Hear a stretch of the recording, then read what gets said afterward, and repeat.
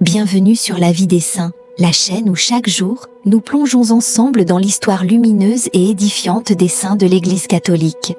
À travers leurs combats, leurs vertus, leurs épreuves et leurs miracles, ces âmes choisies nous rappellent que la sainteté n'est pas un idéal lointain, mais un chemin à portée de cœur. Aujourd'hui, nous allons découvrir la vie de Saint Jacques, appelé le Juste, qui naquit à Cana, 11 ou 12 ans avant notre Seigneur Jésus-Christ.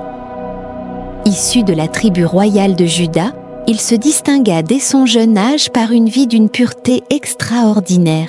Il fut surnommé le Juste, tant pour la sainteté reconnue de ses mœurs, que parce qu'il appartenait à la secte des Esséniens, réputée pour sa rigueur et sa piété.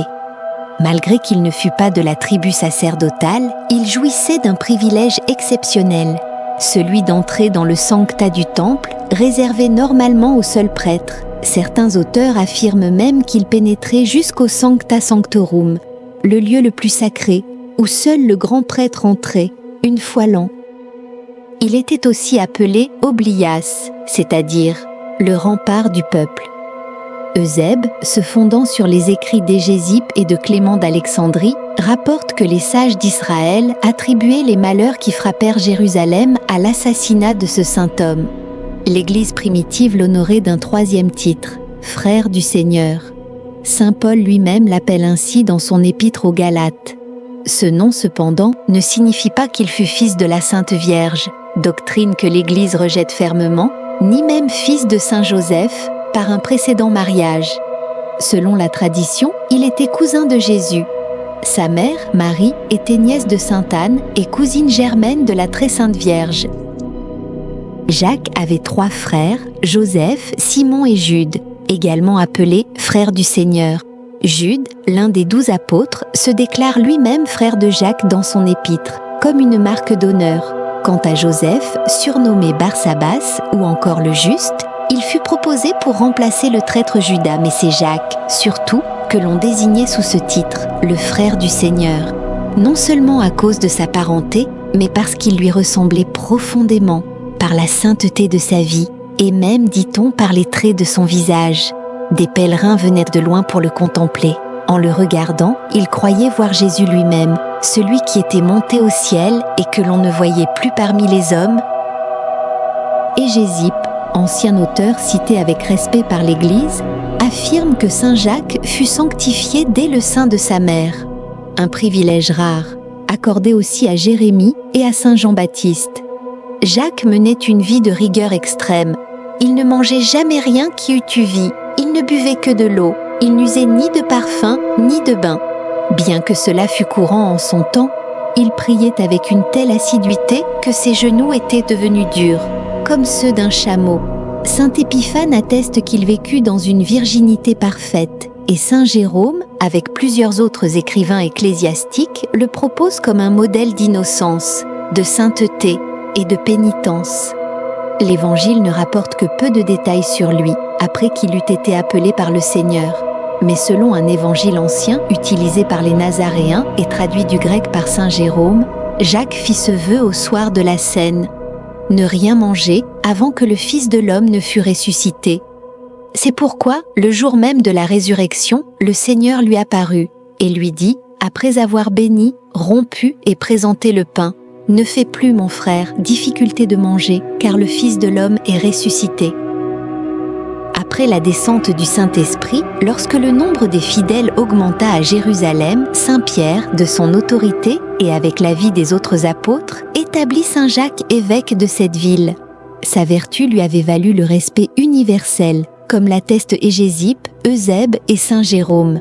Une lettre attribuée au pape Saint Anaclet raconte que la cérémonie de son ordination fut accomplie par Saint Pierre, assisté de Saint Jacques le Majeur et de Saint Jean. C'est pourquoi dans la suite, l'Église ordonna qu'un évêque ne serait sacré que par 3 évêques. Les papes, néanmoins, peuvent dispenser de cette règle, et ils l'ont souvent fait, notamment lorsqu'ils envoyaient des évêques évangéliser des pays lointains. Il est même probable qu'à l'époque apostolique, les évêques nouvellement institués ne recevaient pas toujours l'imposition des mains de 3 évêques. Cette charge d'évêque donna à Saint Jacques un grand crédit, non seulement parmi les fidèles, mais aussi au sein du collège des apôtres. Lorsque Saint Pierre fut délivré de prison par un ange, il envoya aussitôt prévenir Jacques, témoignage de la confiance qu'il lui portait. Plus tard, dans le Concile des Apôtres, où l'on débattait de l'obligation d'observer les cérémonies légales, les Juifs nouvellement convertis voulant les imposer aux païens, Jacques prit la parole, immédiatement après Saint Pierre. Son avis, plein de sagesse, eut tant de poids que l'on n'en délibéra pas davantage. On adopta sur-le-champ sa proposition. Saint Paul, dans l'Épître aux Galates, parle de lui avec beaucoup d'honneur. Dans le second chapitre, il l'associe à Pierre et à Jean et les appelle tous trois les colonnes de l'Église. Ce saint apôtre vivant dans Jérusalem et y exerçant l'office d'évêque et de pasteur du peuple de Dieu obtenait des résultats merveilleux. Chaque jour, par l'exemple de sa sainte vie et l'éclat de ses prédications, il attirait de nouveaux Juifs à la connaissance de Jésus-Christ. Mais Ananus, grand prêtre à cette époque, homme fier, violent et de la secte des Sadducéens, ne put supporter plus longtemps ses conquêtes. Profitant de l'intervalle entre la mort du procurateur romain Festus et l'arrivée de son successeur Albin, il viola les droits de la suprématie romaine et fit comparaître Jacques devant le Sanhédrin. Après l'avoir couvert de louanges et rappelé combien le peuple l'estimait, il lui dit « Le temple et le culte de Dieu vont être délaissés, parce que tout le monde embrasse la secte des chrétiens. Vous, Jacques, homme juste et respecté, vous devez empêcher un si grand mal. » Et il l'invita à monter sur le lieu le plus élevé du temple, lors de la fête de Pâques, pour parler à la foule rassemblée. Le jour venu, une grande foule d'habitants et d'étrangers s'était réunie dans Jérusalem pour célébrer la fête de Pâques. Jacques monta alors sur le pinacle du temple, un perron surélevé qui dominait le parvis. Les prêtres lui crièrent « Juste, dont nous honorons tous les sentiments, dis-nous ce que tu penses de Jésus, celui qui a été crucifié. » Il croyait qu'il n'oserait pas le confesser comme Messie, mais Jacques, rempli de courage, s'écria « Pourquoi me demandez-vous ce que je pense de Jésus, le Fils de l'homme ? Ne l'ai-je pas déjà proclamé bien des fois devant ceux qui cherchent la lumière de l'Évangile ? Sachez-le, il est assis à la droite de Dieu, son Père, et un jour, il viendra juger les vivants et les morts. » Cette confession remplit les fidèles de joie. Une rumeur d'approbation parcourut l'assemblée. Mais les prêtres, furieux d'avoir été déjoués, s'écrièrent « Le juste s'est trompé lui-même, il ne faut pas l'écouter !» Et montant précipitamment, ils le précipitèrent du haut du temple. Jacques, toutefois, ne mourut pas dans la chute. Il se mit à genoux et pria pour ses bourreaux. « Seigneur, pardonnez-leur cette faute, car ils ne savent ce qu'ils font. » Un prêtre descendant des Réchabim, entendant cette prière, s'écria « Que faites-vous ? N'entendez-vous pas le juste qui prie pour vous ?» Mais les pierres commencèrent à pleuvoir sur lui, et un teinturier lui asséna le coup fatal, à l'aide d'un levier, celui qu'il utilisait pour fouler les étoffes. Ainsi mourut Saint Jacques, le jour de Pâques, le 10 avril de l'an 61 de notre Seigneur Jésus-Christ.